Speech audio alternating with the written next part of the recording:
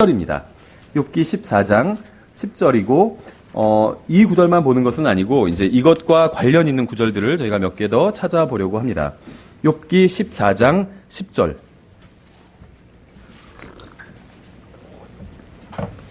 욥기 14장 10절. 그래서 제목은 제가 사람이 죽으면 어디로 가는가가 아니라 그냥 어디에 있는가 일부러 이렇게 정했습니다.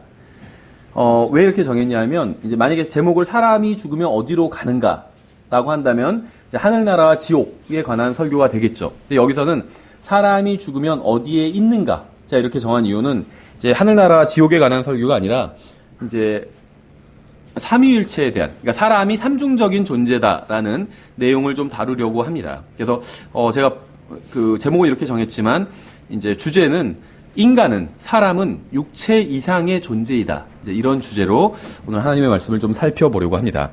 욥기 14장 10절에 찾으셨으면 다 같이 한번 읽어보겠습니다. 자, 시작. 사람은 죽으면 소멸되나니 참으로 사람이 숨을 거두면 그가 어디에 있나이까. 잠깐 기도하고 시작하겠습니다.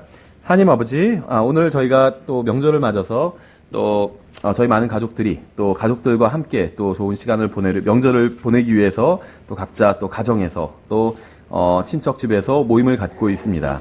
지금 그러한 모임 가운데서도 또 항상 주님을 잊지 않고 또 주님을 높일 수 있도록 도와주시기 원합니다. 저희가 또 살펴보는 이 말씀을 통해서 더욱더 주님에 대해서 저희가 바르게 알 수 있도록 인도해 주시기 원합니다.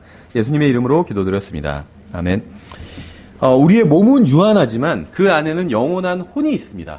아무리 육체가 잘난 사람이라 할지라도 결국에는 유한한 육체일 뿐이에요. 무한하지는 않다는 겁니다. 그렇죠? 그러니까 어떤 의미에선 우리는 진정으로 자유로운 건 아닌 것 같아요. 그러니까 여기 계신 분들 다 노예가 아니죠. 과거에 조선시대나 그 이전 시대는 뭐 우리나라뿐만 아니라 세계 거의 모든 국가에 노예 제도가 있었어요. 근데 지금은 거의 모든 국가에서 이 노예 제도가 사라졌죠. 민주주의건 공산주의건 대부분 사라졌습니다. 그래서 이제 대부분은 이제 자유로운 시민이 되었습니다. 그렇죠? 아닌 사람들도 많이 있지만, 이제 많은 국가들이, 특히 우리나라는 다 개개인이 다 자유로운 사람들이잖아요. 원하는 곳에 갈 수 있고, 원하는 것을 먹을 수 있고, 어떤 의미에선 건데, 사실 원하는 것을 무한대로 할 수 있는 것은 아니죠. 자유가 좀 제한되어 있는 것 같아요. 근데 왜 그러냐면, 우리가 이 육체 안에 있기 때문인 것 같습니다. 여러 가지 이유가 있지만. 그래서 우리의 몸은, 일반적으로는 자유롭다고 얘기하지만 실제로는 자유로운 건 아니죠. 하늘을 날 수 있는 건 아니잖아요. 그렇죠? 또 하고 싶은 걸 다 할 수 있는 것도 아니잖아요. 그래서 이 육신 자체가 우리를 구속하고 있다고 볼 수가 있어요. 잡아두고 있다고 볼 수가 있겠죠. 그래서 또 우리의 몸 자체도 굉장히 유한하고 제한적입니다. 근데 이제 우리의 몸 안엔 영원한 혼이 있어요. 우리의 혼이 있는데 그 혼은 영원하다는 겁니다. 그렇죠? 여기서 말하는 영원하다는 건 반드시 긍정적인 면만을 말하는 건 아니에요. 긍정적일 수도 있고 부정적일 수도 있고 좀 같이 중립적인 이야기를 하는 겁니다. 그렇죠? 좋은 의미에서 영원할 수도 있고 또 이제 지옥에 간다면 나쁜 의미에서 영원할 수 있는 거겠죠. 우리가 이 세상에서 먹고 사는 문제도 중요하지만 이 영원한 혼이 몸의 육신의 죽음 이후에 어디에 있는가, 이것도 굉장히 중요한 문제라는 거죠. 성경은 이 문제에 있어서 정말 분명하게 말씀하고 있습니다. 오늘 본문에서도 사람이 죽으면 소멸되나니, 소멸된다고 말씀하고 있죠. 참으로 사람이 숨을 거두면 그가 어디에 있나이까. 그러니까 이제 여호와의 증인 같은 사람들은 하나님에 대해서 이해를 못해요. 그러니까 무슨 말이냐면 여호와의 증인들은 삼위일체를 거부하거든요. 그렇죠. 그러니까 하나님이 한 분이란 말씀이 하나님이 어떤 그 단일한 존재로 구성되어 있다, 이렇게 이해하고 있는 겁니다. 하나님은 한 분이지만 하나님은 삼중적인 존재로 구성되어 있어요. 삼중적으로 구성되어 있다는 거죠. 그래서 여호와의 증인들은 하나님에 대해서도 이해를 못하다 보니까 그 하나님의 형상대로 창조된 인간에 대해서도 이해를 제대로 하고 있지 못합니다. 그래서 예를 들면 사람이 죽으면 소멸되나니 여기까지만 읽고 결론을 내리기를 사람은 죽으면 그것으로 끝이다, 없다, 이런 결론을 내린다는 거죠. 구절을 다 끝까지 보지도 않고. 근데 여기서는 사람이 죽으면 그것으로 없다, 이런 것을 말씀하고 있지는 않습니다. 왜냐하면 사람은 죽으면 소멸되나니 참으로 사람이 숨을 거두면 죽는다는 거죠. 이것도 그가 어디에 있나이까, 이렇게 말씀하고 있어요. 여기만 보면 그가 어디에 있나 혹시 없다는 얘기 아니냐?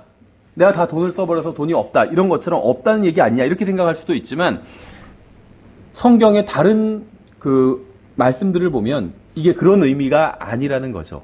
진짜 의문을 품고 묻고 있는 겁니다. 특히 욥기를 보면 욥은 알고 있어요. 사람이 죽으면 그것으로 끝이 아니라는 걸 알고 있기 때문에 이제 반어법적으로 반어법이 아니라 그가 정말 어디에 있는지를 묻고 있는 것입니다. 그래서 이것은 굉장히 위대한 질문일 뿐만 아니라 정말 자세한 교리를 담고 있는 구절이기도 합니다. 그러니까 성경에 나온 말씀들은 대부분의 경우에 굉장히 자세한 교리를 담고 있어요. 예를 들면 시편, 이 욥기도 이제 시가서에 속하는데 시편 같은 경우도 그냥 어떤 아름답게 하나님의 말씀이 표현된 것일 뿐만이 아니라 아주 정확한 교리를 담고 있는 경우들이 너무 많다는 겁니다. 그래서 우리는 이 구절에서 던지는 질문을 생각해 봐야 될 필요가 있어요. 그래서 사람이 죽으면 그가 어디에 있나이까 이렇게 묻고 있죠. 그래서 오늘 제목을 이렇게 뽑은 겁니다. 사람이 죽으면 어디에 있는가? 욥은 자신이 죽으면 어디로 갈지는 잘은 모르지만 어딘가에는 있게 될 것이라는 사실을 알고 있었습니다. 그러니까 죽음으로 끝나는 것이 아니라는 사실을 알고 있었어요.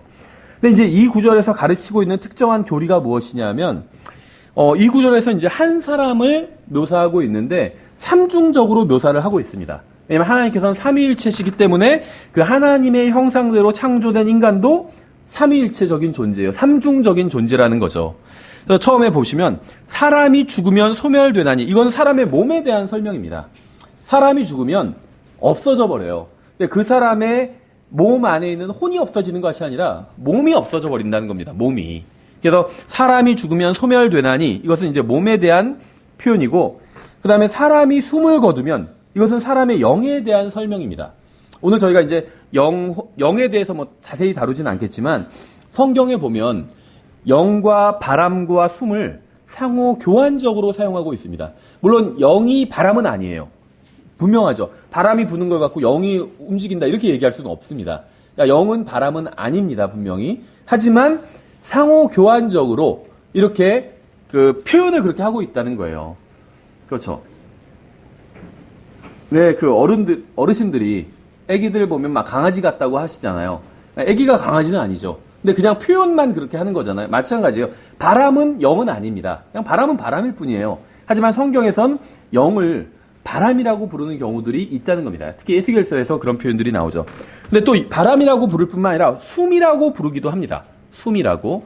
근데 왜 이렇게 부르고 있냐면 영의 특징이 바람과 같기 때문이에요.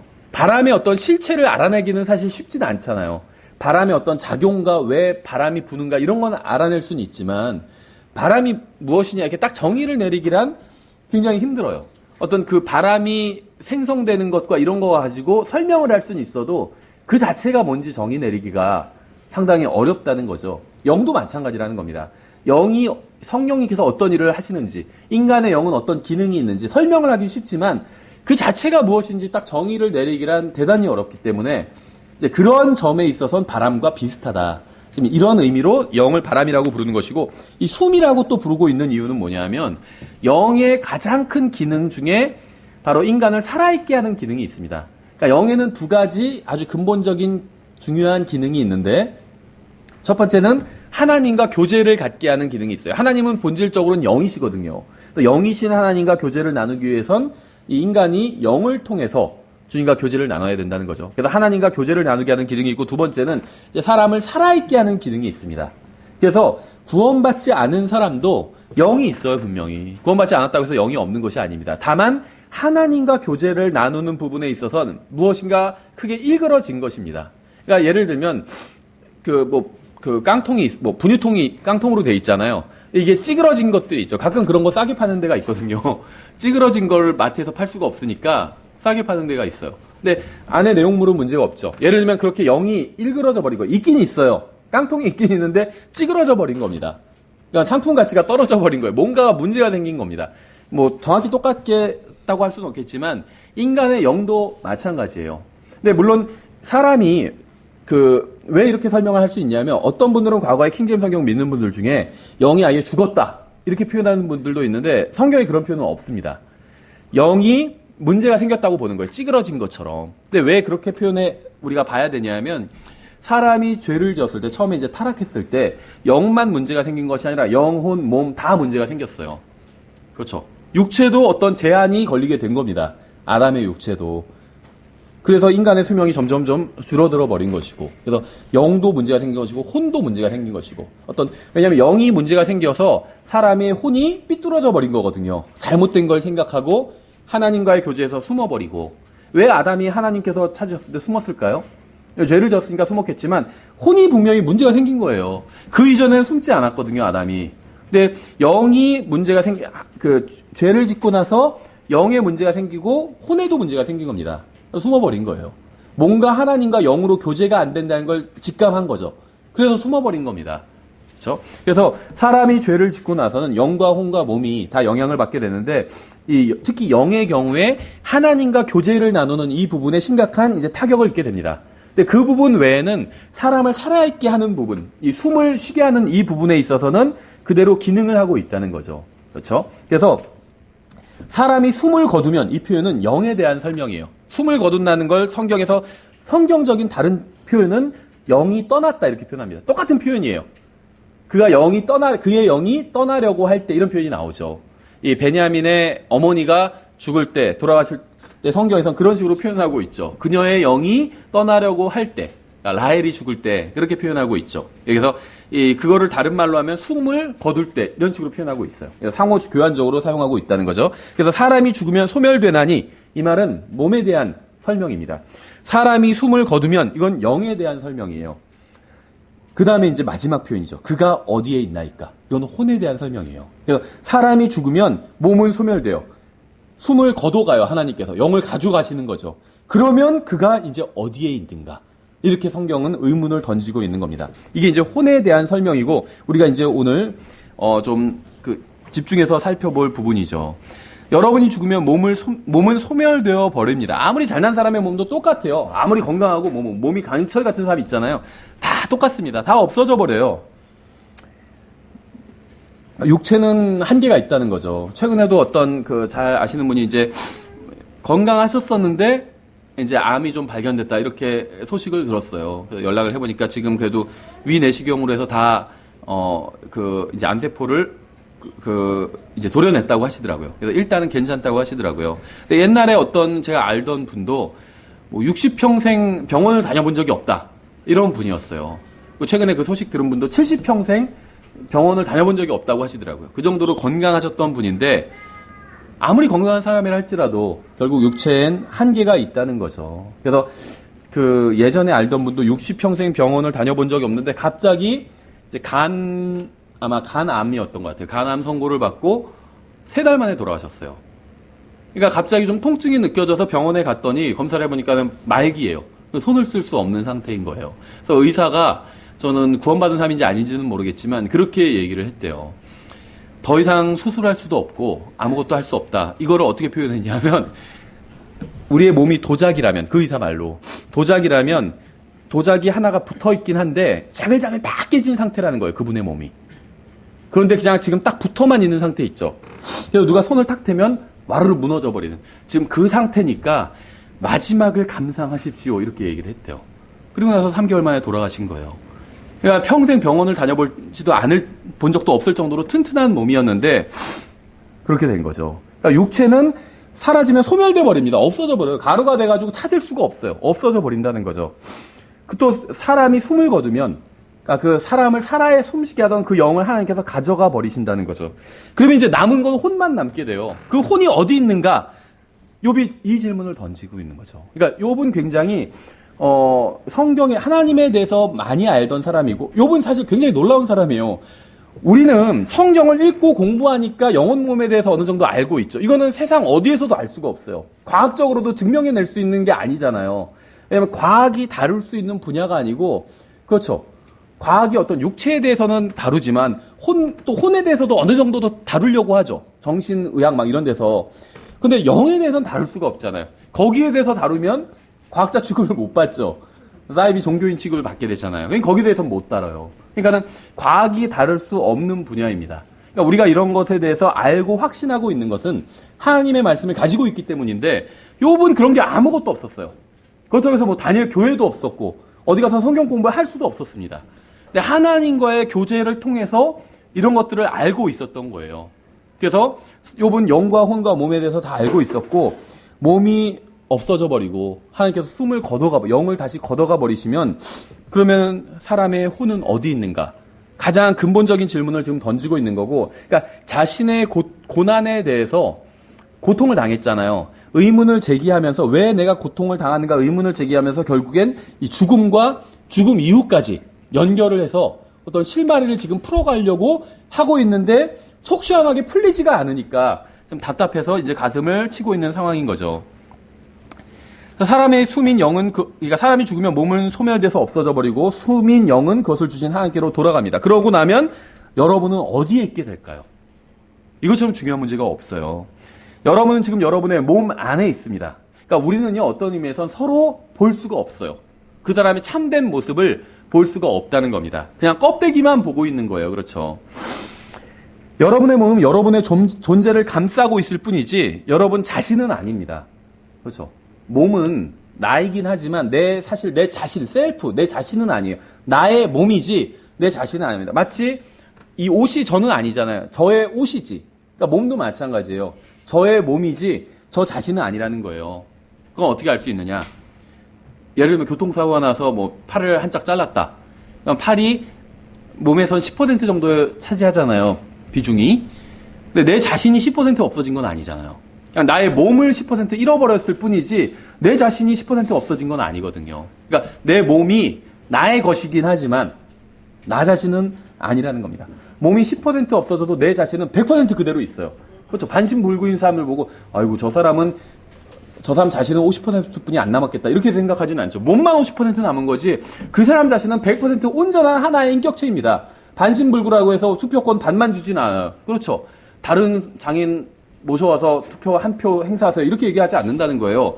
왜냐하면 몸이 절반이 없어도 그 사람은 하나의 인격체라는 건 누구나 다 알고 있기 때문에. 그렇죠. 왜 이런 걸 알고 있을까요?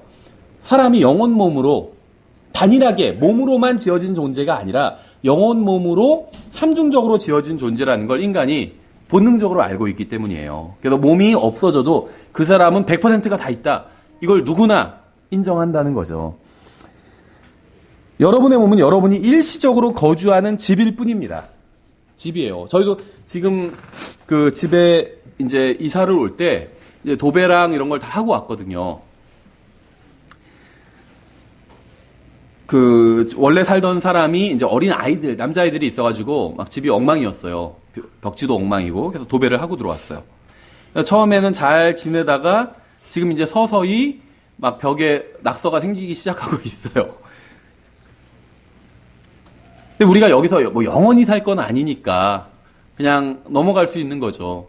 좀 벽에 낙서도 있고 해도 뭐 나중에 또 이사 갈 거니까 이런 생각을 하고 있다는 거죠. 그러니까 우리의 거주하는 집뿐만 아니라 우리의 몸도 우리가 일시적으로 거주하는 집일 뿐이라는 거죠. 그러니까 우리는 집 안에 살고 있는데 집 안에 또 집 안에 이중적으로 살고 있는 겁니다.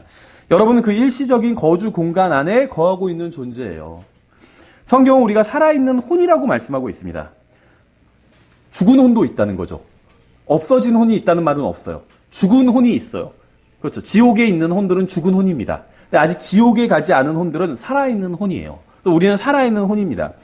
세상은 사라져버릴 육신에 우리의 모든 관심을 쏟게 합니다. 그렇죠. 그러나 우리 안에서 우리를 살아있는 존재로 만드는 이 숨을 하나님께서 거두어 가시고 나서 우리의 몸이 소멸되고 나면 우리는 어디에 있게 될까요? 세상이 그렇게 중요하다고 이야기하는 우리의 몸이 사라져버리면 그럼 우리는 어디에 있게 될까요? 여러분은 죽음 이후에 어디에 있게 될지 알고 계신가요? 저는 복음 설교를 할 때마다 이제 이런 질문을 가끔씩 던져봅니다. 지금부터 100년이 지나면 여러분이 얼마나 많은 돈을 가지고 있었는지가 중요한 문제일까요? 지금으로부터 100년이 지나면 여러분이 어떤 차를 몰고 다녔는지가 중요한 문제일까요? 100년이 지나면 여러분이 얼마나 잘난 사람이었는지가 중요한 문제일까요? 얼마나 좋은 대학에 갔는지, 그렇죠. 얼마나 연봉이 높은 사람이었는지, 얼마나 유명한 사람이었는지가 중요한 문제일까요? 지금으로부터 100년이 지나도 여전히 중요한 문제는 단 한 가지밖에 없어요. 그래서 여러분이 어디에 있는가? 어디에서 영혼을 보내고 있는가? 이 문제입니다. 그렇죠. 그러니까 욥이 던진 질문이에요. 사람이 숨을 거두면 그가 어디에 있나이까? 이게 가장 중요한 문제라는 겁니다. 그러니까 욥은 극심한 고난을 당한 건데 재산 다 잃었죠. 자녀 다 잃었죠. 가족 다 잃었죠. 그러니까 그 건강 다 잃었죠. 모든 걸 다 잃었어요. 그리고 나서 가장 본질적인 문제에 이제 접근하기 시작한 거예요. 그러니까 사람이 고난을 받을수록 어떤 의미에서 현명해집니다. 그 본질을 찾아가게 돼요. 그래서 하나님께서 사람들에게 고난을 허락해 주신 거거든요. 그래서 욥은 극심한 고난 가운데 있으면서 이제 본질을 찾아가게 됩니다. 그러니까 내가 죽고 나면 100년 후에, 200년 후에, 300년 후에는 내가 어디에 있게 되는가? 이 문제를 지금 이제 의문을 품게 되었다는 거죠. 그때는 여러분이 어디에 있었는지, 누구와 있었는지, 무엇을 했는지, 무엇을 이루었는지는 전혀 중요하지 않게 됩니다. 100년 후에는 내가 어디에 있었는지, 누구랑 살았는지, 뭘 했는지, 뭘 이루었는지, 이런 건 전혀 중요하지 않게 된다는 거예요. 100년이 지나면 가장 중요한 문제로 드러나게 되는 것은 여러분이 그때 그 시점에 어디에 있느냐, 100년 후에 여러분이 어디에 있느냐, 지옥에 있느냐, 하늘나라에 있느냐, 이 문제가 가장 중요한 문제라는 거죠. 여러분의 숨이 멈추고 여러분의 몸이 소멸돼 버리면 여러분은 어디에 있게 되나요? 이건 정말 곰곰이 생각해 볼 만한 가치가 있는 가장 중요한 문제입니다. 구원받지 않은 사람들은 당연히 이 문제를 생각해 봐야 되고 심각하게, 구원받은 사람들도 때때로 종종 저는 이 문제를 생각해 봐야 된다고 생각해요. 저도 뭐 마찬가지고 우리가 살다 보면 자꾸 이 세상에 푹 빠져서 살 때가 있어요. 그렇죠. 이 세상에 어떤 먹고 살기 위해서, 아니면 내가 먹고 사는 것과 직접적인 관련은 없지만 어떤 요즘 큰 뉴스들이 많잖아요. 그런 것에 푹 빠져 살 때가 있어요. 근데 그럴 때일수록 100년 후에 내가 어디에 있는가, 그리고 지금 내 앞에 당면한 이 문제들이, 그것이 내가 먹고 사는 문제이건 아니면 우리나라가 당면한 여러 가지 어려운 문제이건, 이런 것들이 정말 100년 후에도 중요한 문제로 나에게 다가올 것인가 라는 걸 생각해 볼 필요가 있다는 거죠.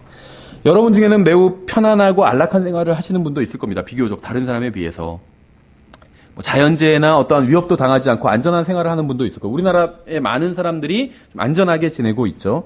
그런데 여러분이 지금은 편하고 안락한 이 세상에서는, 그러니까 이 세상에서 뭐 웰빙이라는 삶을 살고 있다 할지라도 제가 지금 하는 말을 잘 들어보셔야 됩니다. 만일 여러분이 아무리 만족할 만한 인생을 살고 있다 할지라도 이 세상에서의 삶으로 모든 것이 끝난다면 그건 결코 그렇게 좋은 건 아니라는 거죠. 그렇죠. 저는 좋은 집에서 살고 있고 또 좋은 차를 가지고 있습니다. 제 기준으로는 남들이 봤을 때 어떻게 볼지 모르지만 저희 차를, 하여튼 좋은 차를 가지고 있어요. 그렇죠. 더 비싼 차는 많이 있겠지만 뭐 저희 차보다 더 좋은 차라고 해서 뭐 바퀴가 5개는 아니잖아요. 어차피 다 똑같고. 저는 감사하게도 좋은 가족과 함께 살고 있고 제 기준으론 또 좋은 교회에 다니고 있다고 생각을 합니다.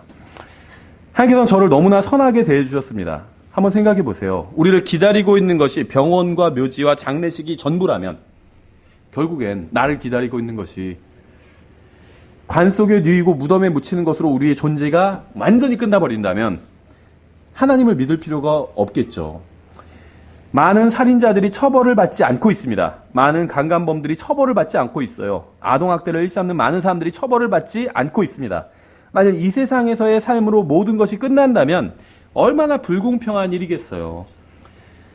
어떤 사람이 가족을 위해서 열심히 일을 합니다. 평생 열심히 일하고 이제 은퇴를 앞두고 있어요. 평생 쉴 틈 없이 살아왔기 때문에 이제 은퇴해서 휴식을 취하려고 합니다. 근데 병에 걸려서 죽고 만다면 얼마나 허무하겠어요. 40년간 열심히 일했고 이제 노후 준비도 다 해놨어요. 근데 은퇴하는 그날 병에 걸려온 사실을 자기가 알고 3개월이라는 만약에 그렇게 선고를 받는다면 얼마나 허무하겠어요. 이것이 인간 존재의 전부라면 얼마나 살아온 인생이 허무하겠습니까? 그러니까 이 세상에서의 삶이 전부라면 인생은 허무한 그 자체입니다. 그렇죠. 무덤에 묻히는 것으로 인간의 존재가 끝난다면 인생보다 더 슬픈 비극은 없을 겁니다. 고린도전서 15장 19절에서는 이렇게 말씀하고 있어요. 만일 우리가 이 세상 삶을 사는 동안에만 그리스도 안에서 소망을 갖는다면 모든 사람들 중에 우리가 가장 비참한 자니라. 한번 생각해 보세요. 우리가 가장 비참한 사람들이라는 것이 무슨 말일까요? 만약 하늘나라가 존재하지 않는다면 우리에게는 어떠한 소망도 없습니다. 만약 하나님께서 우리의 눈에서 눈물을 씻어주시지 않는다면 우리에게 어떠한 소망도 없다는 거예요. 근데 왜 성경은 이러한 것이 없으면 우리가 가장 비참한 사람이라고 하는 것일까요? 이 세상 사람들은 현재의 삶을 즐기면서 살아갑니다. 육신을 즐겁게 하면서 살아가요. 그러나 그리스도인들은 자신을 즐겁게 하기 위해서 살지 않아야 됩니다. 그렇죠? 주님과 다음 세상에서의 영광을 위해서 절제하며 살아갑니다. 그러나 이 세상에서의 삶으로 모든 것이 끝난다면 우리는 절제하면서 살 필요가 없다는 거죠. 만약 이 세상에서의 삶으로 우리의 존재가 끝이 난다면 우리도 먹고 마시고 유흥을 즐기며 사는 게 나을 겁니다. 그렇죠?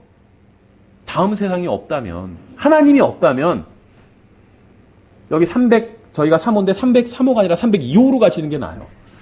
302호에 뭐 있는지 아시죠? 주점이 있어요. 거기가 더 나아요. 더 의미가 있어요. 하나님이 없다면 여기가 아닌 거기가 더 의미 있는 곳이란 거죠. 성경은 정직한 책입니다. 만약 여러분이 영원한 것에 대한 확신을 가지고 일시적인 것들을 참아낸다면 그건 잘하는 겁니다. 매우. 그러나 만일 영원이 없다면 여러분이 그리스도로서 사는 삶은 완전히 헛된 거예요. 성경은 지금 이러한 점을 지적하고 있습니다. 그렇죠. 초중고 공부하는 게 결국 좋은 대학 가기 위해서 보통 공부를 하잖아요. 열심히 몇 년이죠? 6년, 12년 동안 열심히 자기가 절제하면서 공부를 열심히 한 학생들은 좋은 결과를 맞게 되는 거잖아요. 근데 시험을 치고 나니까 대학이라는 게 없어요. 없애버렸어요. 그럼 얼마나 허무하겠어요. 그것과 마찬가지라는 거죠. 저는 영혼이 있다고 믿습니다. 저는 부활이 있고 하늘나라가 존재한다고 믿습니다. 만약 제가 그러한 것이 있다고 믿지 않는다면 그럼 저는 사기꾼이에요. 그렇죠? 예전에 그런 일이 있었다고 하잖아요. 이제 예를 들면 항공모함엔 별게 다 있어요. 치과도 있고 병원도 있고 뭐 미용실도 있고 음식점도 있고 별게 다 있어요. 근데 거기에 이제 교회도 있다고 합니다. 목사가 있어요. 근데 항공모함의 그 총 사령관이 뭔지 모르겠지만 예를 들면 뭐 제독이라면 목사를 불러서 개인적으로 불러서 물어봤대요. 정말 하나님이 존재하십니까? 이렇게 물어봤대요. 그래서 그 사람이 자유주의 신학교에서 공부한 사람이에요. 하나님의 존재를 믿지 않는 사람이에요. 사실은 없지만 그래도 우리가 성경대로 살면 성경에서 말씀하시는 그 가치대로 살면 세상이 좋아지지 않겠습니까? 이런 식으로 얘기를 하더래요. 그래서 그 다음에 내리라고 했대요. 내리라고. 필요 없다고 그러면. 하나님 없는데 목사가 무슨 필요가 있어요? 하나님 없다면 목사는 사기꾼이에요. 목사뿐만 아니라 그리스도인, 복음을 전하는 모든 그리스도인들이 다 사기꾼인 거죠. 하나님이 없다면 제가 하는 일들은 아무런 유익 없는 일들일 뿐입니다. 가장 무가치한 일들이에요. 그렇죠. 만일 영원히 존재하지 않는다면 자신을 부인하고 다른 사람을 위해서 사는 일도 모두 헛된 일일 뿐입니다. 영원히 존재하지 않는다면 헌신된 인생도 자기 자신을 위해 사는 인생만큼이나 허무하고 가치 없는 것일 뿐이에요. 그럼 세상에선 나쁜 짓을 하고 걸리지만 않으면 되는 거예요. 영원히 없다면. 그렇죠. 처벌받지 않는데 걸리지만 않으면 되는 거지. 영원히 없다면 그리스도인의 삶 중 대부분은 의미 없는 것이고 가치 없는 것일 뿐입니다. 고린도전서 15장 19절에서 하시는 말씀은 이 세상에서 그리스도인의 헌신된 삶은 오직 다음 세상과 영원, 하나님이 존재할 때만 의미 있는 것이라는 점을 지금 말씀하고 있는 거죠. 저는 영원히 있다고 믿습니다. 제가 믿고 소망하는 것이 저로 하여금 이 세상에서 사는 그리스도인의 삶을 살 수 있게 해준다고 믿어요. 이 믿음과 소망으로 인해서 저는 허무함에 빠지지 않고 어려움과 고난을 이겨낼 수 있습니다. 하나님이 계시기 때문에 이 세상으로 끝나지 않기 때문에 저에게는 이 세상에서 일어나는 모든 일들이 의미 있고 또 어떠한 어려움이라도 이겨낼 수 있다는 거예요. 그렇죠. 그래서 예수님 안 믿는 사람 중에 하나님이 있다면, 예수님이 있다면, 정말 전능한 신이 있다면 왜 이 세상에 고난이 있는가? 왜 아이들이 굶어 죽고, 왜 의인이 고난을 당하고, 사악한 사람들이 막 번성하고, 하나님이 있다면 왜 이런 불의가 일어나고 있는가? 이렇게 질문을 던진 사람들이 있는데 반대죠, 오히려. 그렇게 이 세상에서 온갖 불의가 일어나고 있는데 하나님마저 없다면 어떻겠어요? 하나님이 있어야 오히려 더 답이 있는 거죠. 이 세상에선 사악한 사람들이 잘 먹고 잘 산다 할지라도 하나님이 계시기 때문에 결국에는 벌을 받게 될 거다. 이렇게 얘기를 할 수 있는 거잖아요. 그러니까 이 세상에서 일어나는 악의 문제가 하나님의 존재를 부인하지는 않는다는 거죠. 이 세상에서 사악한 일들이 일어난다고 해서 그렇기 때문에 전능한 신은 없다. 이렇게 생각하는 것처럼 어리석은 게 더 없다는 거예요. 그건 완전히 희망, 소망을 완전히 사라지게 만드는 거잖아요. 이 세상에 악이 분명히 있지만 하나님께서 계시기 때문에 그럼에도 불구하고 희망이 있는 거예요. 그렇죠? 사람들에게 복음을 전하다 보면 사람들의 관심은 온통 이 세상에서의 삶에 집중되어 있는 것을 볼 수 있습니다. 그들은 이런 질문을 해요. 만일 하나님이 있다면 왜 죄 없는 어린 아기들이 죽는 것인가? 만일 이 세상에서 삶이 전부라면 이러한 질문에 답을 할 수가 없죠. 그러나 만일 영혼이 있다면 모든 문제는 해결됩니다. 이 세상에서의 모든 고난, 어린아이들이 굶어 죽는 거 이런 것도 다 해결될 수 있다는 거예요. 영혼의 관점에서 보자면 아기가 죽는 것이 반드시 안 좋은 일만은 아니라는 겁니다. 그러니까 제 말을 오해하지 않았으면 좋겠어요. 인생은 고통과 질병과 고난으로 가득 차 있습니다. 그렇죠. 아무리 돈이 많은 사람도, 지금 대한민국에서 가장 돈이 많다고 하는 사람도 여러 가지 문제에 부딪혀 있잖아요. 구속될 것이냐 말 것이냐 막 이런 문제에 부딪혀 있고, 그분한테 가가지고 돈이 우리나라에서 제일 많으시니까 아무 걱정 없죠 이렇게 하면 어떻게 보실까요? 째려보겠죠. 날 놀리는 건가 하고.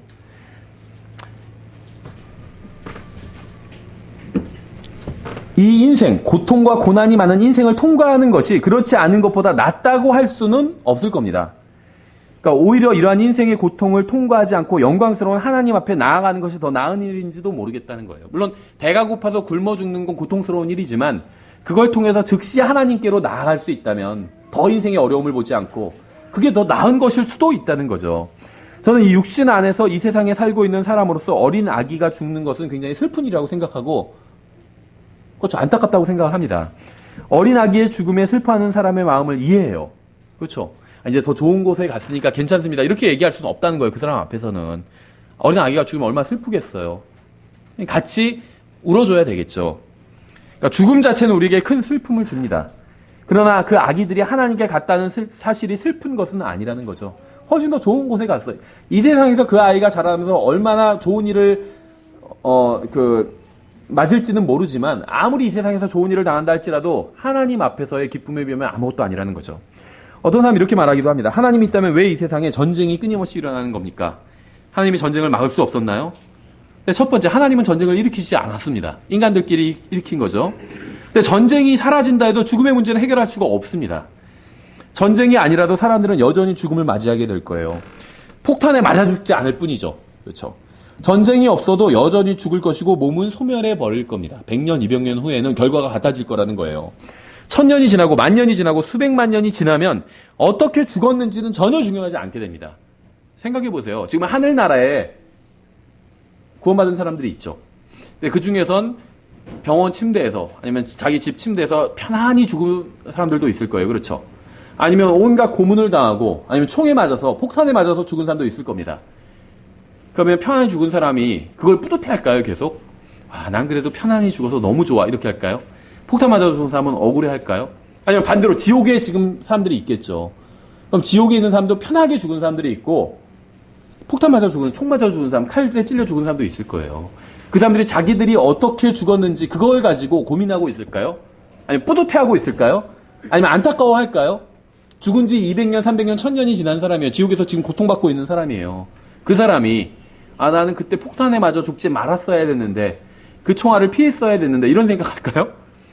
그건 본질적인 문제가 아니라는 거죠.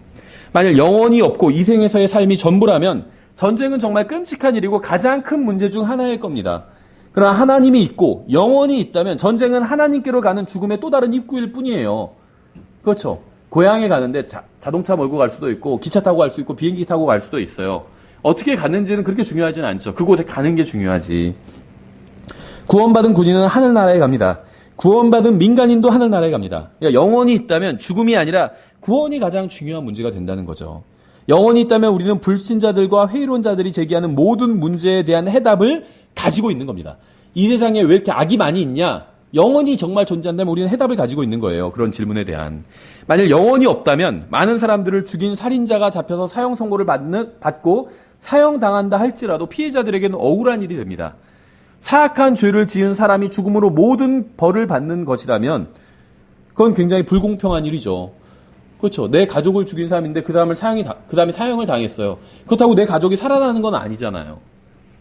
만약 영혼이 없다면 사람들이 하나님께 제기하는 모든 불평에 저도 동의를 한다는 겁니다. 그러나 영혼이 있어요. 영혼이 있다는 사실은 많은 질문에 해답을 줍니다. 왜 구원받은 사람이 평생 불구자로 살아야 합니까? 하나님의 자녀라고 하면서 왜 평생 불구자로 살아야 됩니까? 왜 구원받은 자매가 병원 침대에 누워서 고통을 당해야만 합니까? 왜 그리스도인 가정에 장애아가 태어나는 겁니까? 만약 영혼이 없다면 저는 이러한 질문에 아무런 답도 하지 못할 겁니다. 그러나 이 죽어 없어질 몸이 아니라 질병이나 아픔이나 슬픔이나 눈물이나 고통이나 죽음과도 상관없는 영광스러운 몸이 있다면, 그러니까 영원히 있고 영원히 살 수 있는 몸이 있다면 저는 이 세상에 어떠한 문제나 부조리나 고통에도 답을 줄 수 있어요. 그렇죠. 그러니까 이 세상에서의 삶에는 문제가 있습니다. 그래서 여러분은 영원에서의 삶을 소망하고 있는 거예요. 우리나라도 얼마나 부조리가 많아요. 지금은 이제 어떤, 예를 들면 권력을 가지고 있는 사람이 잘못 행한 것들에 대해서 지금 막 사회적 이슈가 되고 있잖아요. 영원이 없다면 이건 정말 이만한 부조리가 없죠. 우리는 답답한 마음을 어디서 하소연할 데가 없을 겁니다. 근데 영원이 있기 때문에 이러한 부조리들이 밝혀지지 않아도, 이 세상 법정에서 심판받지 않는다 해도 우리는 답답하지 않을 수 있다는 거예요. 하나님 앞에서 모든 것을 다 심판받게 될 것이기 때문에. 여러분 잘 아시는 구절, 데살로니가전서 5장 23절에서는 이렇게 말씀하고 있어요. 평강의 바로 그 하나님께서 너희를 온전하게 거룩히 구별하시기를 원하노라. 내가 하나님께 기도하여 너희의 온 영과 혼과 몸을 우리 주 예수 그리스도께서 오실 때까지 흠없이 보존해 주시기를 구하노라. 하나님의 말씀과 사람의 생각이 얼마나 다른지 보이시나요? 사람들은 항상 몸을 먼저 생각합니다. 그렇죠. 몸에 좋은 거 생각해 보세요. 이건 뭐 구원받은 사람도 다르지 않아요. 몸에 좋은 것과 혼에 좋은 게 있다. 그럼 뭘 택하실 것 같아요? 몸에 좋은 걸 택하겠죠. 저 같아도 그럴 것 같아요. 혼에 좋은 것, 영에 유익한 거다. 몸에 좋은 게 있고 영에 좋은 게 있으면 영에 좋은 게 아니라 몸에 좋은 걸 다 택한다는 거죠. 이게 이제 인간의 어떤 사고 방식입니다. 왜냐하면 육신에 더 많은 지배를 받고 있기 때문에 항상 몸에 좋은 걸 먼저 생각한다는 거예요. 그래서 사람들은 항상 몸을 먼저 생각합니다. 사람들은 건강이나 외모 같은 껍데기인 육신을 먼저 생각합니다. 그래서 몸이 아프다고, 물론 누가 몸이 아프다고 하면 걱정해줘야 되겠죠. 걱정이 되고, 갑자기 건강하시던 분인데 뭐 암에 걸렸대. 아, 그럼 그분 위해서 기도를 해야 되겠구나. 이런 생각이 드는 건 나쁜 게 아닙니다. 자연스러운 거예요. 그런데 영적으로 그분이 심각한 문제가 있대. 이거보다 몸에 심각한 문제가 있대. 이걸 더 심각하게 생각한다는 거죠. 몸이 건강하면 영적으로는 엉망진창인 상태에 있다 할지라도 그렇게 걱정하지 않는다는 겁니다. 구원받았든 구원받지 않았든. 성경은 예수 그리스도께서 오실 때까지 우리의 영이 거룩히 구별되고 혼이 거룩히 구별되고 몸이 거룩히 구별되기를 원한다고 말씀하고 있습니다. 이것은 세 사람이 아닌 한 사람에 대한 묘사죠. 여러분은 영과 혼과 몸으로 되어 있습니다. 영, 혼, 몸은 여러분의 세 요소예요. 여러분을 구성하고 있는 세 요소예요. 이 세 요소가 하나의 인간을 구성합니다. 이것이 잘 이해되지 않는다 해도 뭐 사실은 큰 상관은 없어요. 성경은 우리가 이것을 이해해야 된다 이렇게 말씀하고 있지 않습니다. 저는 지금 숨을 쉬고 있어요. 그러나 제가 숨을 쉬고 있다는 사실을 전혀 저는 의식하지는 못하고 있습니다. 그렇죠? 저는 지금 제 호흡기관에 대해서 생각하고 있지 않아요. 숨을 쉬기 위해서 호흡기관의 구조와 역할을 모두 이해해야 하는 것도 아닙니다. 그러니까 제가 어떻게 숨을 쉬는지 이해하지 못해도 숨 쉬는 데에는 전혀 문제가 없다는 거죠. 그러니까 온전히 이해하지 못해도 믿고 신뢰할 수는 있다는 겁니다. 이 건물이 얼마나 튼튼한지 알지 못하지만, 그렇죠. 여러분 신뢰하고 그 위에 서 있을 수는 있다는 거죠. 저는 성경이 진리라는 사실을 믿습니다. 그러나 저는 성경의 많은 부분을 이해하지 못하고 입증할 수도 없어요. 사실 우리가 입증할 수 있는 것은 정말 매우 적습니다. 우리는 이 세상에서 살아가지만 우리가 입증할 수 있는 것은 정말 제한적입니다. 어떤 음식물은 그 포장지에 겉에 성인에게 하루 필요한 철분 중에 뭐 12%를 이 음식물이 함유하고 있다. 이렇게 적혀 있죠. 근데 그게 정말 그런지 어떻게 알아요? 그렇죠? 입증할 수가 없죠. 어떤 음식물은 사람에게 좋다고 합니다. 근데 그게 좋은지 아닌지 어떻게 알아요? 그거를. 그러니까 어떻게 아냐고 물어보면, 아, 포장지에 봐라. 여기 써 있지 않냐? 인간에게 필요한, 하루에 뭐 성인에게 필요한 섭취량 중에 뭐 절반을 여기가 포함하고 있다. 써 있지 않냐? 이렇게 얘기를 해요. 그러니까 사람들이 무엇인가 믿고 자신이 믿는 것을 입증하는 방식이 되게 이런 식입니다. 그게 맞다고 어떻게 아냐? 아, 정부에서 승인하지 않았냐? 그러면 정부에서 하는 거 다 믿으세요? 다 믿진 않죠. 정부가 100% 진실하게 항상 어떤 권력을 행사한다. 이렇게 믿지는 않죠. 잘못할 때 많잖아요, 정부도. 그래서 공무원이 욕할 때도 있잖아요. 그럼에도 불구하고 일반적으로는 그냥 믿는다고 하죠. 정부에서 승인한 거면 맞는 거겠거니 이렇게 생각한다는 거죠. 그러니까 제가 무슨 말을 하려고 하는 거냐면 우리가 무엇인가를 믿는 것이 대부분 이런 식이라는 거예요. 그리고 대부분은 이런 식으로 믿어도 크게 문제는 없다는 거죠. 그렇죠. 그러니까 우리는 이 세상을 살아가면서 우리가 입증할 수도 없고 온전히 이해할 수도 없는 것을 믿고 있는 경우가 매우 많습니다. 마시는 음료에 비타민이 풍부하다. 그걸 우리가 어떻게 입증해요? 제가 개인적으로 어떻게 입증해요? 그냥 그렇다고 하니까 믿는 거예요. 그게 믿음이고 이 세상을 살아갈 때 필요한 가지고 있어야 되는 겁니다. 의심하면 못 살아요. 여기에 정말 영양소가 있다고 하는데 영양소가 아니라 몸에 나쁜 게 있으면 어떡하지? 이런 시각으로 모든 예를 들면 음식을 대한다면 아무것도 먹지 못하겠죠. 그럼 살 수가 없는 겁니다. 그러니까 사실 우리가 접하는 거의 모든 것을 제대로 이해하지 못하고 입증하지도 못함에도 불구하고 우리는 믿고 있습니다. 그렇죠. 성경은 만일 우리가 사람들의 증언을 받을진데 정부에서 하는 말, 포장지에 쓰여 있는 것, 철분이 몇 % 함유되어 있다. 이런 걸 우리가 믿을진데 사람들의 증언이잖아요. 이런 걸 믿을진데 받아들일진데 하나님의 증언은 더 크도다. 이렇게 말씀하고 있어요. 하나님께서는 우리가 영과 혼과 몸이 한 사람으로 이루어진 존재라고 말씀하십니다. 창세기 1장 26절부터 27절에 이렇게 기록되어 있죠. 하나님께서 이르시되 우리가 우리의 형상으로 우리의 모양에 따라 사람을 만들고 그들이 바다의 물고기와 공중의 날짐승과 가축과 온 땅과 땅에서 기는 모든 기는 것을 지배하게 하자 하시고 이처럼 하나님께서 자신의 형상으로 사람을 창조하시되 하나님의 형상으로 그를 창조하시고 그들을 남성과 여성으로 창조하시나. 그러니까 하나님의 형상은 남자냐 여자냐 성별과는 관계가 없다는 거죠. 삼중적인 존재인 것과 관계가 있습니다. 왜냐하면 하나님께서는 자신을 우리라고 부르고 계세요. 창세기에는 몇 분의 하나님이 말씀하고 계시죠. 지금 창세기 1장 26절 27절에 기록된 하나님은 몇 분이죠? 한 분이에요. 한 분이신 하나님께서 자신을 우리라고 부르고 계신 겁니다. 이 점에 있어서는 삼중적인 존재인 인간도 하나님과 비슷한 속성을 가지고 있는 겁니다. 그러니까 인간이 영혼, 몸으로 이루어졌다. 삼중적으로 이루어졌다. 이 점에 있어서 하나님의 형상대로 창조되었다는 거예요. 우리의 형상으로 하나님께서 이렇게 말씀하시는데 하나님께서는 계속해서 자신을 복수 대명사로 설명하고 계십니다. 그러니까 여기서 하나님이 자신을 복수 대명사로 설명하고 있는 이유는 하나님께서 삼중적인 존재이기 때문입니다. 인간도 그러한 하나님의 형상대로 창조되었기 때문에 삼중적인 존재가 된 거예요. 요한일서 5장 7절에 나오죠. 하늘에 증언하는 세 분이 계시니 곧 아버지와 말씀과 성령님이시라. 또 이 세 분은 하나이시니라. 하나님은 한 분이에요. 그래서 예전에 이런 의문을 가진 분들이 있었어요. 하늘나라에 가면 몇 분을 만나게 될까? 왜냐하면 하나님 아버지가 왕좌에 앉아 계시고 예수님은 그 오른편에 앉아 계시다고 하잖아요. 근데 하나님은 한 분이잖아요. 몇 분이 계실까? 세 분이에요, 세 분. 근데 만약에 질문을 하늘에 가면 몇 분 하나님을 뵙게 될까? 그러면 한 분만 뵙는 거예요. 하나님은 한 분이에요. 근데 그 한 분 안에 세 분이 있어요. 하나님 안에 세 분이 있어요. 요한일서 5장 7절이 성경에 없다면 제가 이단인 거예요. 그렇죠. 세 분이라고 제가 얘기하고 있으니까. 근데 저는 하나님이 세 분이라고 얘기한 적이 없어요. 하나님은 하나예요. 한 분. 그런데 하나님 안에 세 분이 존재해 계신 거예요. 아버지와 말씀과 성령님. 이게 신비인 거죠. 비밀은 아니에요. 비밀은 감춰둔 거거든요. 신비는 드러내 보여줬는데 봐도 모르는 게 신비예요. 하나님은 한 분이지만 그 한 분 안에 세 분이 계세요. 이게 하나님의 신비인 겁니다. 경건의 신비인 거예요. 이게 바로. 그리고 우리는 이 신비롭게 이 신비에 따라 창조가 된 겁니다. 하나님은 아버지시고 말씀이시고 성령님이십니다. 우리 하나님은 영원부터 아버지와 아들과 성령님으로 존재하셨어요. 한 번도 이렇게 존재하지 않았던 적이 없습니다. 영원 전에는 아들은 없었고 이런 적은 없었어요. 영원 전부터 아버지와 아들과 성령님으로 존재를 하셨습니다. 세 분으로, 한 하나님 안에 세 분으로 존재를 하셨습니다. 이 세 분은 한 하나님이에요. 감사하게도 저는 이것을 온전히 이해하지 못하지만 믿을 수는 있습니다. 아버지와 아들과 성령님이신 하나님께서는 한 사람을 영과 혼과 몸으로 만드셨습니다.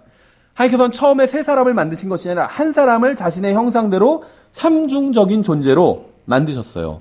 여러분은 삼중적인 존재로 되어 있습니다. 그런데 그 삼중적인 부분 중에 영원한 부분이 여러분의 몸 안에 살고 있다는 겁니다. 하나님께서 주신 영으로 인해서 여러분은 살아있으면서 다른 사람의 몸 안에 있는 혼과 의사소통을 하고 있습니다.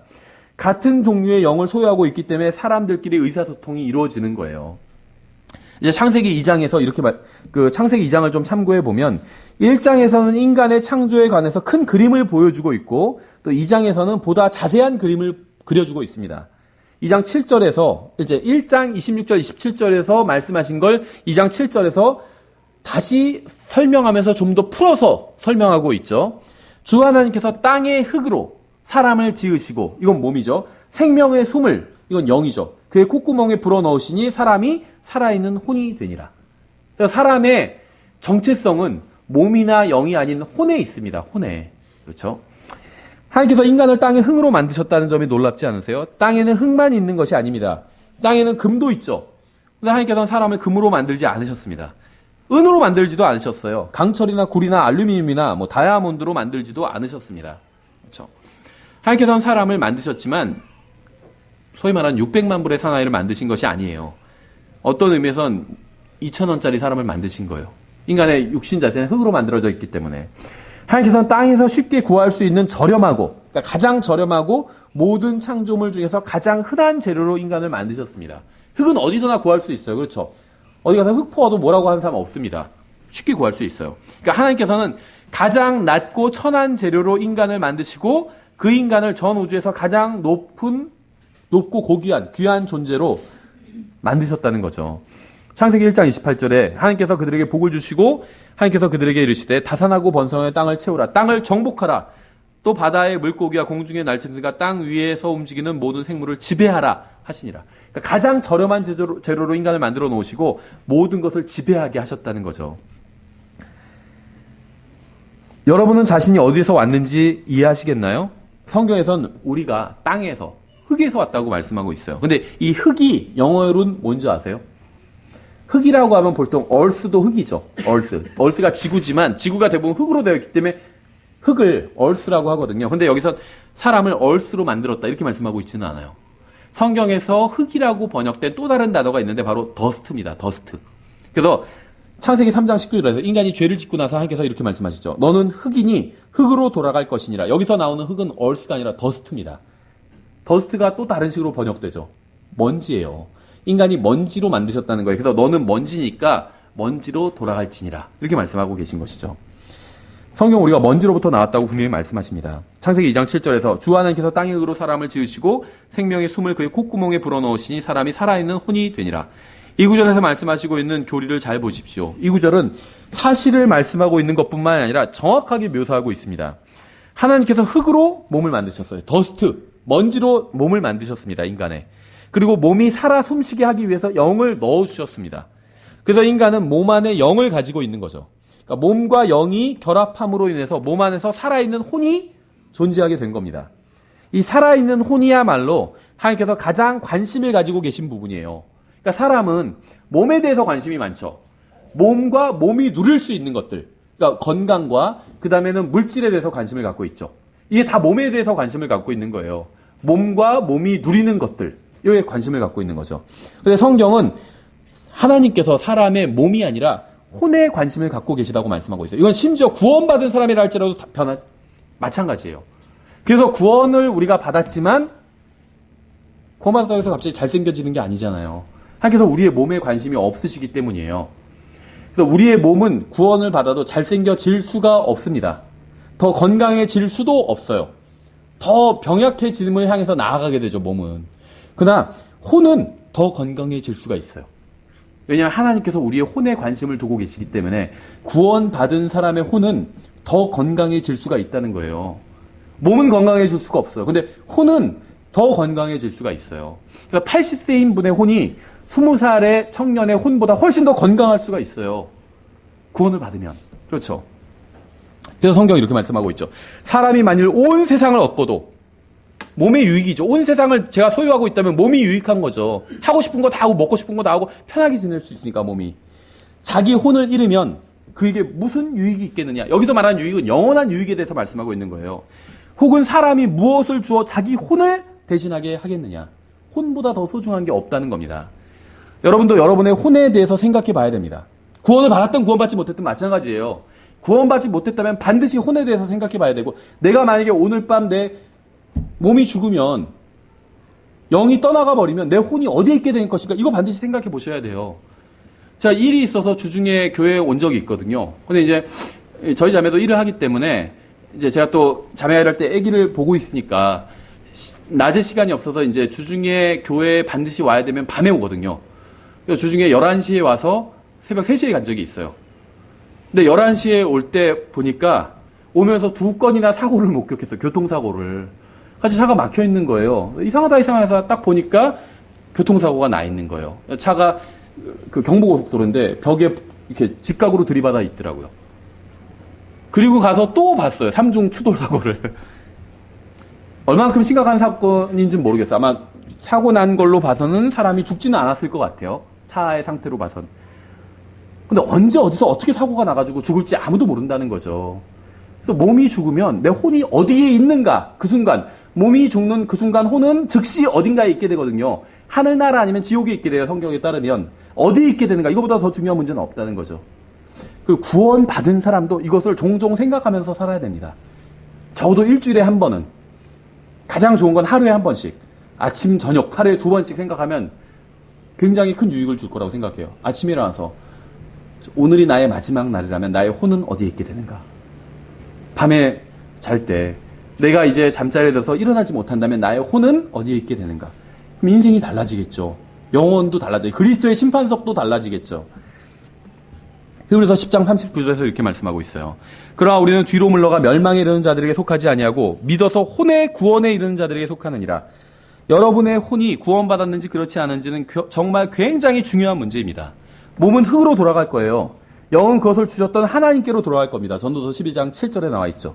사람이 죽으면 숨이 멈추고 영이 떠나가면 몸이 소멸되면 그리고 나면 그 사람은 어디에 있나요? 어디에서 영혼을 보내게 되나요? 그 몸 안에 있던 그 사람의 존재는 어디로 가나요? 사람이 태어나고 죽는 것보다 더 중요한 문제는 혼이 구원받았는지, 혼이 죽음 이후에, 육체의 죽음 이후에 어디에서 영혼을 보내게 되는지, 이게 가장 중요한 문제라는 겁니다.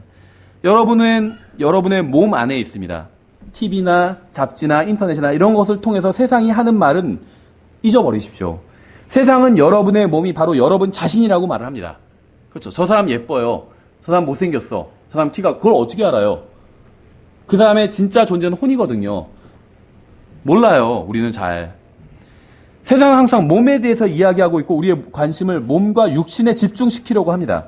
그러나 몸은 우리 자신이 아니에요. 사도 바울은 이렇게 기록을 했죠. 빌립보서 1장에서 내게는 사는 것이 그리스도시요 죽는 것이 이득이니라 이렇게 고백을 했어요. 만약 이 세상에서의 삶이 젊으라면 이런 고백을 할 수 없겠죠. 사도 바울은 훌륭한 그리스도인의 삶을 살았습니다. 그러나 그러한 삶을 사는 것보다 죽어서 하늘나라에 가는 것을 원했습니다. 그리스도인으로서 보다 나은 육체를 얻게 되는 것을 소망하는 것은 전혀 잘못된 것이 아닙니다.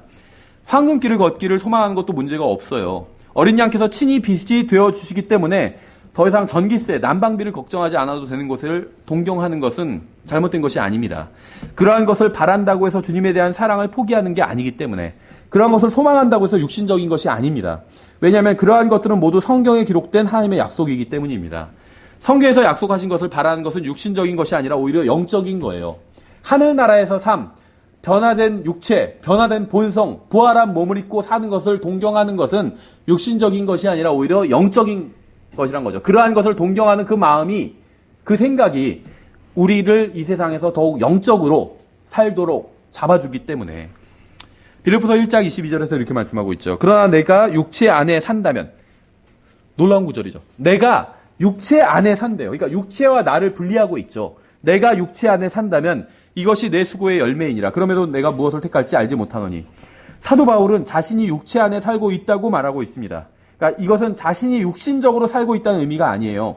육신적으로, 육신을 따라, after the flesh 이렇게 되어 있죠, 성경에. 육신을 따라 사는 것은 잘못이지만 in the flesh, 육체 안에 사는 것은 잘못이 아닙니다. 우리는 모두 육체 안에 살고 있어요. 다만 우리는 그리스도인으로서 육신적으로 살지 않으려고 할 뿐이죠. 우리는 육신에 속한 것을 추구하면서 살지 않으려고 합니다. 우리는 우리의 몸을 이용할 뿐입니다. 우리의 영은 우리의 눈을 이용해서 다른 사람과 소통을 하죠. 우리는 다른 사람과 대화를 나눌 때 그 사람 자체를 보는 것이 아니라 그 사람의 육신을 보고 있을 뿐입니다. 저는 제 몸 안에 있어요. 여러분은 여러분의 몸 안에 있습니다. 제 혼이 떠나게 되면 제 몸은 이곳에 있어도 저는 이곳에 없습니다.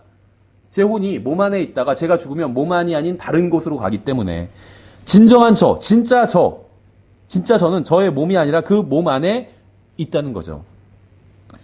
고린도후서 5장 1절부터 6절에 이렇게 말씀하고 있어요. 만일 땅에 있는 우리의 이 장막집이 해체되면, 여기서 말하는 장막집은 우리의 몸을 말해요.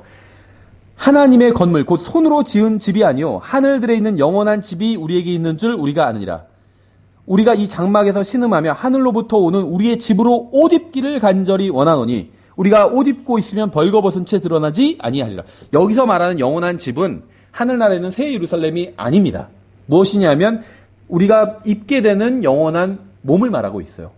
육신을 벗고 입게 되는 몸에 대해서, 영적인 몸에 대해서 말씀하고 있는 겁니다. 이 장막에 있는 우리가 짐을 진 채 신음하는 것은 벗고자 함이 아니요 입고자 함이니 이것은 죽을 것이 생명에게 삼켜지게 하려 함이라. 그런데 바로 그 일을 위하여 우리를 다듬으시고 또한 우리에게 성령을 보증으로 주신 분은 하나님이시니라. 그러므로 우리가 항상 확신에 차서 우리가 몸 안에서 집에 거하는 동안에는 주로부터 떨어져 있는 줄을 아노니. 우리가 몸 안에 이 집에 거하고 있는 동안엔 주님으로부터 떨어져 있잖아요. 그렇죠? 이 구절은 우리가 살펴보고 있는 주제를 정말 분명하게 보여주고 있습니다. 성경 우리가 안다고 말씀하고 있어요. 우리가 아느니라. 구원받은 사람들, 그리스도인들은 알고 있어요. 이 장막, 우리의 몸, 이건 우리의 몸 말하는 거죠. 장막은. 본문을 통해서 성경이 말씀하고 있는 것은 일시적이고 유한하고 썩어 없어질 우리의 몸에 관한 말씀입니다. 이 부분에서는 우리의 몸을 무엇이라고 부르고 있냐면 그 본문에서 1절에서 땅에 있는 집이라고 부르고 있어요. 우리의 몸을. 2절과 4절에선 장막이라고 부르고 있습니다. 근데 우리가 지금 이 몸을 우리의 집이라고 표현하고 있는데 벽돌로 지은 집이 아니라 장막이라고 표현하고 있어요. 늑대가 와서 바람 불면 다 쓰러져 버리는 장막인 거예요. 벽돌집이 아니라. 그렇죠? 진짜 여러분 자신이 일시적으로 몸 안에 거하고 있다는 겁니다. 장막 안에, 그것도 텐트 안에. 여러분이 얼마나 많은 돈을 가지고 있건, 얼마나 많이 배웠고, 얼마나 훌륭한 그리스도인이건, 얼마나 좋은 교회에 다니건 상관없이 여러분이 살고 있는 그 몸은 여러분에게 고난을 줄 겁니다. 그러니까 여러분이 내 몸이 이 정도면 괜찮지 않나 이렇게 생각한다 할지라도 앞으로 그 몸이 여러분에게 고난을 주게 된다는 거예요. 그 고난은 육신적인 고통일 수도 있고 정신적인 상처일 수도 있고 영적인 투쟁일 수도 있습니다. 그것이 무엇이든 간에 여러분이 살고 있는 여러분의 집인 여러분의 몸은 여러분에게 문제를 가져다 줄 것입니다. 그러나 감사하게도 주님께서 어느 날 우리가 이사를 가게 될 것이라고 말씀하셨어요. 그러니까 지금 내가 비록 좋은 집에 살고 있지 않아도 좋은 집으로 이사를 가게 된다는 소망이 있다면 참고 살 수 있잖아요. 마찬가지예요. 우리가 지금 이 몸 안에 살고 있지만 언젠간 이사를 가게 된다는 거예요. 여러분은 창문이 깨진 집에 사는 분도 있을 테고 지붕이 새는 집에 사는 분도 있을 겁니다. 기둥이 주저앉은 집에 사는 사람도 있을 거예요. 아직 10대라면 제가 말하는 것이 와닿지 않을 겁니다. 그러나 10대인 여러분도 나이가 들면 이러한 얘기가 와닿게 될 거예요. 창문이 깨진 집. 뭘까요? 눈이 좀 침침한 거예요. 그렇죠. 지붕이 새는 집은 뭘까요? 머리가 좀 없어지기 시작하는 거겠죠. 기둥이 주저앉은 거. 허리가 문제가 생긴 거죠. 그렇죠. 맷돌이 깨진 건 뭘까? 이빨이 깨진 거겠죠. 그러니까 70세나 80세가 되었는데 영혼에 대해 아무런 소망도 없다면 날마다 사는 것이 얼마나 힘든 일이겠어요. 더 좋아질 날이 오지 않는데. 그러나 영혼이 존재하고 하나님이 존재한다는 사실을 알고 있기 때문에 소망이 있는 거죠. 하루가 지날수록 하나님이 없다면 절망만 커질 겁니다. 영혼에 대한 소망이 없다면 무엇을 소망으로 삼을 수 있을까요? 여러분은 몸 안에 계속 거주할 수 있는 것이 아닙니다. 언젠간 그 몸을, 집을 비워줘야 돼요. 그렇죠? 언젠가 여러분은 몸에서 나와야 됩니다. 육신의 장막집을 버리고 이사를 가야 됩니다. 여러분은 영원한 생명을 소유할 수 있고 영광스러운 몸을 얻게 될 수도 있고 하늘나라에 있는 집을 가질 수도 있다는 겁니다. 히브리서 13장 10절에 이렇게 말씀하고 있어요. 결박 중에 있는 자들을 기억하되 그들과 함께 결박당한 것 같이 기억하고 너희 자신도 몸 안에 있은즉 역경당하는 자들을 기억하라. 우리 자신이 몸 안에 있대요. 이 구절도 여러분은 몸 안에 있는 존재라고 말씀하고 있는 거죠. 갈라디아서 2장 20절 마찬가지예요. 내가 그리스도와 함께 십자가에 못 박혀 있으나 그럼에도 불구하고 사노라. 그러나 내가 아니요 그리스도께서 내 안에 사시느니라. 나는 지금 내가 육체 안에서 산다는 삶을, 그러니까 나는 지금 내가 육체 안에서 사는 삶을 나를 사랑하사 나를 위해 자신을 주신 하나님의 아들을 믿음으로 사노라. 내가 육체 안에서 지금 살고 있대요. 이게 그리스도인의 삶이에요. 그러니까 육체적으로 어렵다고 해서 너무 절망할 거 없다는 거예요. 그게 진짜 나는 아니에요. 그냥 내가 살고 있는 집일 뿐이지. 여러분은 육신 안에 살고 있지만 육신적으로 살지 않을 수 있습니다. 더욱 놀라운 사실은 여러분이 원하기만 한다면 예수 그리스도께서 성령님을 통해서 여러분의 집으로 이사를 오신다는 거예요. 그렇죠? 생각해 보세요. 정말 사랑하는 사람이 있다면 그 사람과 함께라면 집이 좀 부족해도 좋은 거죠. 아마 대부분 그런 선택을 할 거예요. 내가 정말 사랑하는, 내가 어떤 이상적으로 생각하는 그 사람과 반지하 빌라에서 사는 것과 전혀 사랑하지도 않는 사람과 좋은 아파트에서 사는 것과 고르라고 하면 저 반지하 빌라를 선택할 거예요. 대부분이. 그렇죠. 아주 특이한 사람 몇 사람 빼고는 대부분 그런 선택을 할 겁니다, 아마.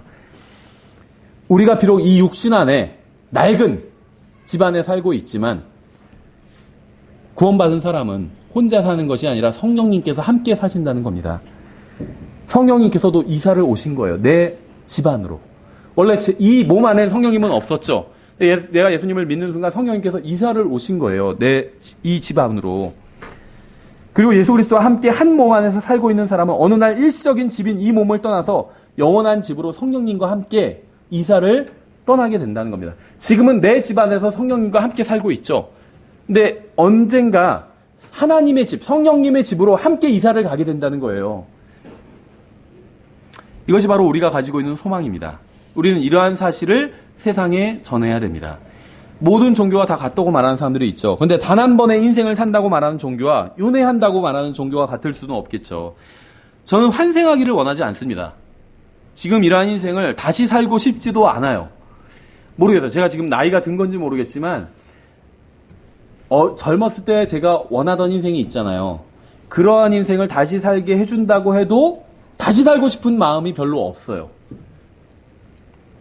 제 소망은 다시 인생을 살면서 어떤 윤회의 수레바퀴에서 다른 기회를 얻게 되는 게 아닙니다. 제 소망은 이 육신의 장막을 영원히 벗어나서 주님의 기쁨 가운데 참여하는 게 제 소망이에요. 여러분도 이러한 소망을 가지고 있기를 바랍니다. 여기서 우리가 오늘 여기까지 살펴보고 이제 오늘 저희가